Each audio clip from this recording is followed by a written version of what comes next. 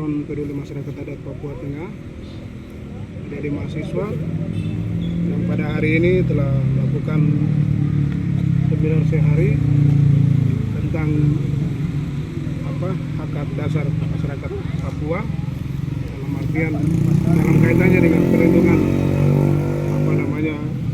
alam. Nah, kami dari lembaga DPR Provinsi Papua Tengah, kita pada prinsipnya siap menerima aspirasi dari masyarakat, termasuk dari adik-adik mahasiswa tadi.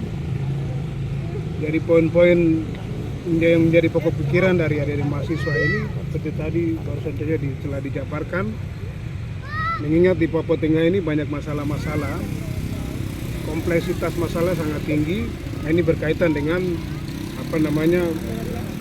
kelangsungan hidup masyarakat adat.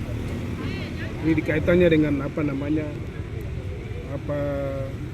korporasi-korporasi yang masuk yang mengganggu hak dasar masyarakat adat.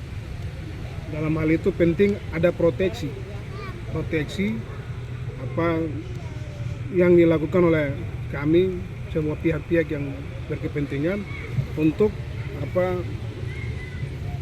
menjaga hak-hak dasar masyarakat adat Papua, sehingga perkembangan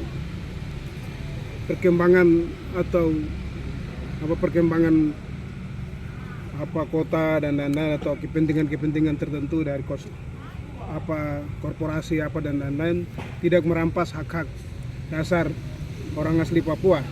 Jadi dalam artian ini kami sudah menampung poin-poin dari diskusi tadi, dan poin-poin ini akan kami dorong di DPR. Nanti kita akan buka ruang juga. Dari ini ada yang mahasiswa ini bisa bikin tim. Aspirasi nanti akan dibawa ke kami di DPR sana, dan di DPR kita akan buat tim.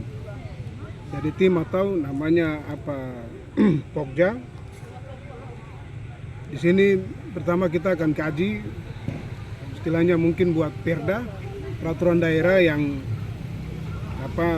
bisa melindungi hak-hak dasar masyarakat adat Papua yang ada di Provinsi Papua Tengah.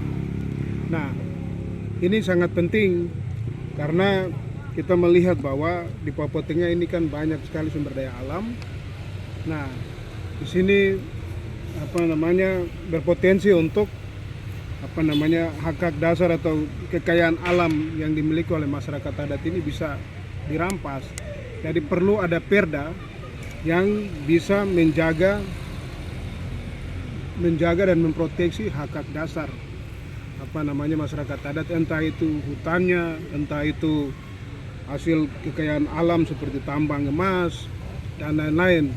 Terus juga seperti ikan di laut dan lain-lain, ini harus dilindungi dalam bentuk perda, sehingga kita memperdayakan masyarakat asli Papua bisa menikmati hasil alamnya sendiri. Itu harus bisa didorong, itu harus ada regulasi yang benar-benar bisa mengakomodir itu, sehingga kita bisa lihat bahwa masyarakat Papua bisa menikmati hasil alam kekayaannya sendiri. Nah, itu yang menjadi inti bagi kami. Ya, kita ini kan bicara soal masalah lingkungan, banyak masalah yang terjadi. Ada lingkungan, ada masalah pertambangan, ada masalah kelautan dan lain-lain. Jadi di sini misalnya kalau masalah surat izin usaha pertambangan, kita bisa memanggil kepala dinas. Selama ini misalnya ada surat izin yang dikeluarkan tapi tidak memberdayakan masyarakat pemilik kulayat, nah itu bisa diklarifikasi.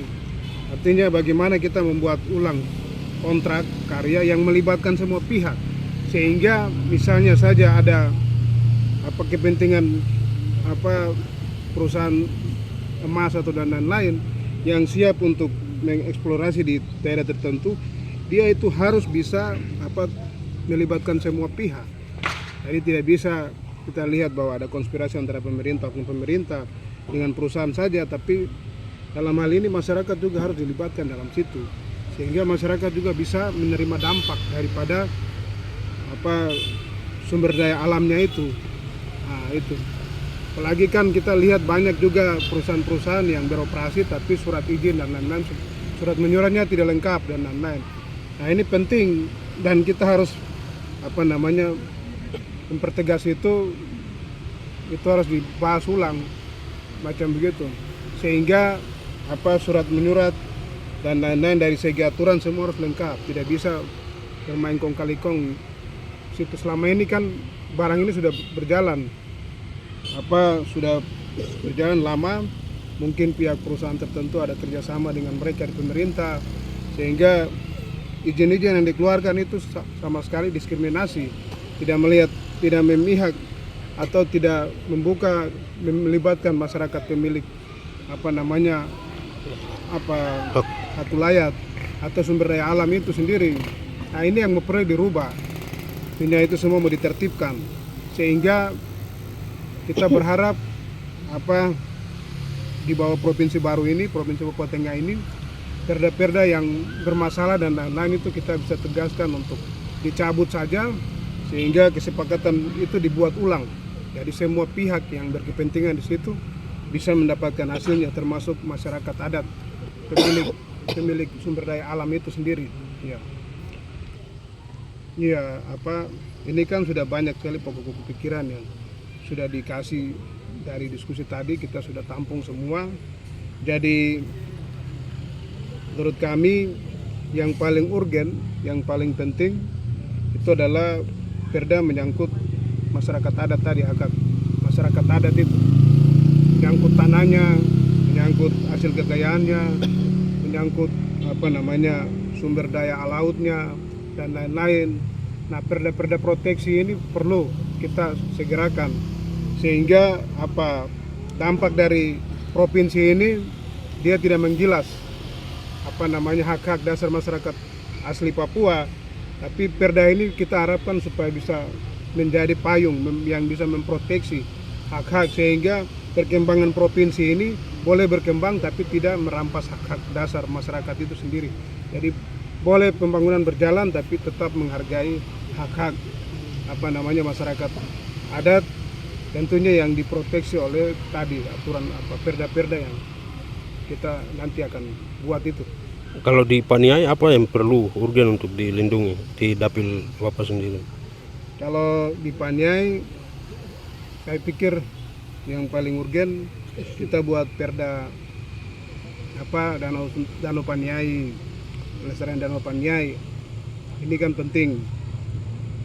Terus mungkin perda pelarangan miras, terus perda tempat-tempat sakral, tempat-tempat adat, dan perda pokoknya tentang nilai-nilai kearifan lokal yang endemik, yang masih lokal, itu perlu dibuat dalam perda, sehingga ini menjadi secara aturan hukum bisa menjadi pegangan yang bisa kita pakai memproteksi kita ke depan. Terus berikutnya lagi masalah perda tentang Emawa dan Owada. Nah, itu penting juga, hingga kesadaran beremawa dan Owada itu bisa diterapkan, pertama dari keluarga, dari gereja, dan itu diaktifkan kembali, karena di situ jati diri kita pada umumnya suku Me, lebih khususnya di Paniai. Itu penting digalakan, dan kami secara pribadi mendukung program Keuskupan Timika Dekenat Paniai yang sudah menggalakan program Emawa dan Owada itu. Termasuk perlindungan tanah-tanah adat. Iya, tanah adat ini juga perlu diperdakan, karena kita di atas ini kan belum mendapat dampak dari perkembangan kota. Tapi mau dan tidak mau, tuntutan ibu kota provinsi ini pasti pembangunannya akan mengarah ke atas. Itu yang sebelum harus imigrasi ini numpuk ke atas, kita sudah harus buat perda tanah adat itu, sehingga siapapun dia boleh datang mungkin bisa kontrak dan lain-lain, tidak menjadi hak milik, tidak bisa dijual beli secara bebas. Tanah itu tetap dikategorikan sebagai tanah adat yang tidak diperjualbelikan. Oke. Satu lagi. Ya, harapan saya saya berharap pikiran-pikiran kritis dari adik mahasiswa dari Front Peduli Masyarakat Adat macam begini ini penting, karena ini provinsi baru. Kami DPR pada prinsipnya tetap membuka diri, menerima aspirasi, dan secara pribadi saya juga mewakili lembaga DPR, kita memberikan apresiasi kepada Front Peduli Masyarakat Adat. Ini kegiatan yang luar biasa. Dari sini kami benar-benar menyerap aspirasi yang memang benar-benar menjadi substansial masalah di lapangan.